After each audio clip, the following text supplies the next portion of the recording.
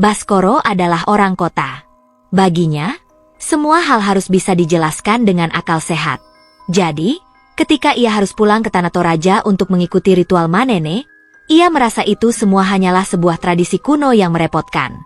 Manene adalah upacara membersihkan jasad leluhur dan mengganti pakaian mereka sebagai bentuk penghormatan. Bagi Baskoro, itu hanyalah mengurus tulang belulang. Di dalam Patane, kuburan batu keluarga yang sejuk dan berbau tanah, Baskoro membantu beberapa kerabatnya. Ia ditugaskan untuk membersihkan jasad nenek buyut Rante, seorang leluhur yang hanya ia kenal dari cerita. Dengan perasaan setengah hati, ia memegang kain tenun tua yang membungkus sang nenek. Kain itu sedikit rapuh dan tersangkut. Karena tidak sabar, Baskoro menariknya sedikit terlalu keras. Krak! Suara pelan itu hanya terdengar olehnya. Sepotong tulang kecil dari bahu sang nenek buyut patah dan hancur menjadi debu di tangannya. Panik, Baskoro cepat-cepat menepis debu itu ke lantai batu yang gelap, berharap tidak ada yang melihat. Hanya tulang tua, bisiknya pada diri sendiri, mencoba menenangkan hatinya yang tiba-tiba berdebar. Ia segera melanjutkan tugasnya, seolah tidak terjadi apa-apa. Malam harinya, keanehan dimulai. Saat semua orang tertidur lelap, terdengar suara ketukan di pintu depan rumah tongkonan mereka. Bukan ketukan biasa. Suaranya kering dan serak, seperti sepotong kayu yang digarukan ke pintu.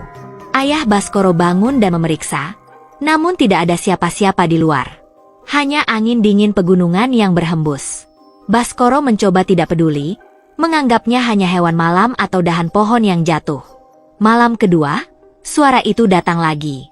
Kali ini, ketukan itu terdengar tepat di jendela kamar Baskoro. Pelan, tapi sangat jelas. Jantungnya serasa berhenti berdetak. Dengan gemetar, ia memberanikan diri mengintip dari balik tirai. Di bawah sinar bulan, ia melihat sesosok bayangan berdiri di halaman. Sosok itu memakai baju baru yang tadi siang mereka pakaikan pada jasad Paman Sonda, kerabat lain yang ada di Patane. Sosok itu hanya diam, menatap lurus ke arah jendelanya. Rasa takut yang dingin mulai merayapi Baskoro. Logikanya runtuh. Ia tidak bisa tidur, dan setiap suara kecil membuatnya terlonjak kaget. Malam ketiga adalah puncaknya. Ketukan itu tidak hanya datang dari satu arah. Suara ketukan kering itu terdengar dari semua pintu dan jendela rumah secara bersamaan. Seisi rumah terbangun, bingung dan ketakutan. Ayah Baskoro mulai curiga, tatapannya terus mengarah pada Baskoro yang pucat pasi. Didorong oleh rasa takut yang memuncak, Baskoro akhirnya memberanikan diri membuka pintu depan. Pemandangan di hadapannya membuatnya nyaris tidak bisa bernapas. Di halaman rumah, berdiri beberapa sosok. Paman Sonda, sepupunya yang telah lama tiada, dan beberapa leluhur lain yang ia kenali dari Patane. Mereka semua mengenakan pakaian baru yang bersih. Mereka tidak bergerak, tidak mengeluarkan suara, hanya berdiri di sana. Tatapan mereka kosong, namun Baskoro merasa mereka semua sedang menatap langsung ke dalam jiwanya.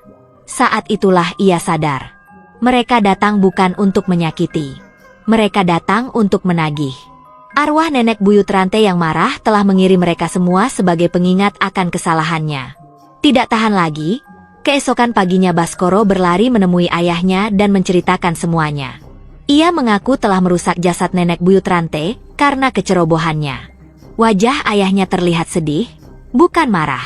Ini bukan tentang tulang yang patah, Nak, kata ayahnya dengan suara pelan. Ini tentang rasa hormatmu yang hilang. Leluhur tidak meminta pembalasan. Mereka hanya meminta untuk diingat dan dihargai. Kamu telah meremehkan ikatan itu. Lalu, apa yang harus aku lakukan, Ayah? Tanya Baskoro, suaranya bergetar.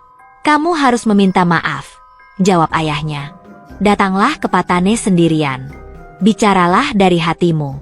Akui kesalahanmu, bukan karena takut, tapi karena kamu benar-benar menyesal. Malam itu, Baskoro tidak menunggu ketukan datang. Dengan membawa sebuah pelita kecil, ia berjalan sendirian menuju Patane.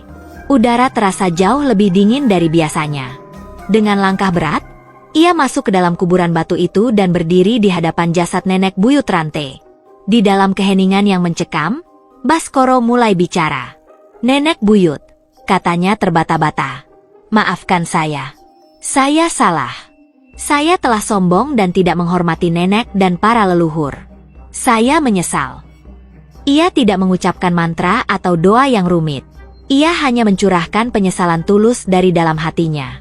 Saat ia selesai, ia merasakan sesuatu berubah. Udara di dalam Patane yang tadinya terasa berat dan menekan, perlahan terasa lebih ringan. Perasaan seperti sedang diawasi oleh ratusan mata pun perlahan sirna. Baskoro kembali ke rumah dengan hati yang lebih tenang. Malam itu, untuk pertama kalinya setelah 3 hari, tidak ada lagi suara ketukan yang mengganggu tidur mereka. Hanya ada suara jangkrik dan desau angin yang damai. Keesokan paginya, Baskoro duduk di teras, memandang matahari terbit di atas pegunungan Toraja. Ia akhirnya mengerti.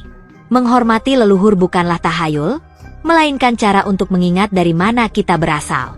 Hutangnya telah lunas, bukan dengan sihir, tapi dengan sebuah permintaan maaf yang tulus.